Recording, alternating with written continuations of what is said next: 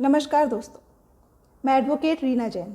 आप सुन रहे हैं crime punishment series 1 bonus episode. आज हम बात करेंगे भारतीय दंड संहिता के एक केस के बारे में। सुरेश एवं अन्य बनाम यूपी राज्य 2001 3 SCC 673। इस केस में भारतीय दंड संहिता की धारा 34, 149 और 302 लगाई गई है। यह केस इस प्रकार था। दो भाइयों रमेश और सुरेश के बीच ज़मीन को लेकर विवाद चल रहा था।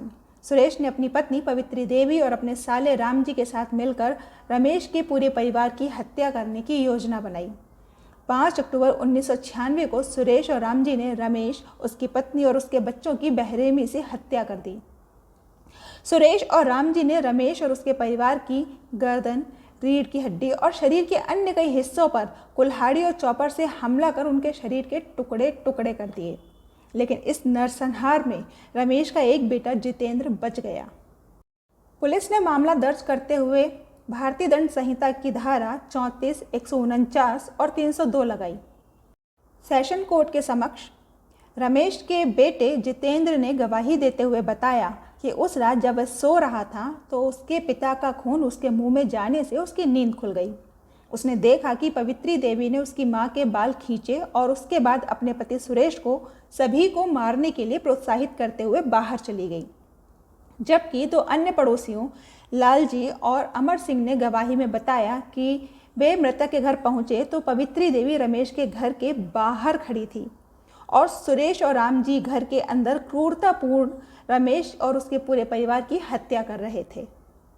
उक्त मामले में सुरेश और राम जी को हत्या का दोषी माना गया, जबकि पवित्री देवी को दोष मुक्त कर दिया गया, जिसके खिलाफ राज्य सरकार ने उच्च न्यायालय के समक्ष अपील दायर की थी।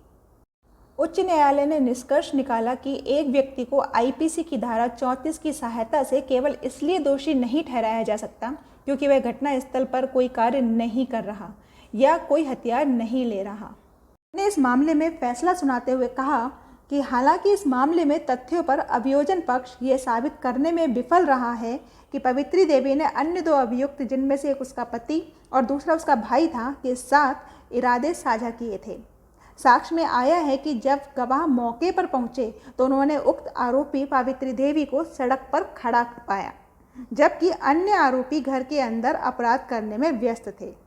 कोर्ट ने कहा कि पवित्री देवी के खिलाफ राज्य सरकार की अपील में कोई दम नहीं है, इसलिए उन्होंने उसकी अपील को खारिज कर दिया। इसके बाद राज्य सरकार ने उच्च न्यायालय के इस फैसले के खिलाफ सुप्रीम कोर्ट में अपील दायर की।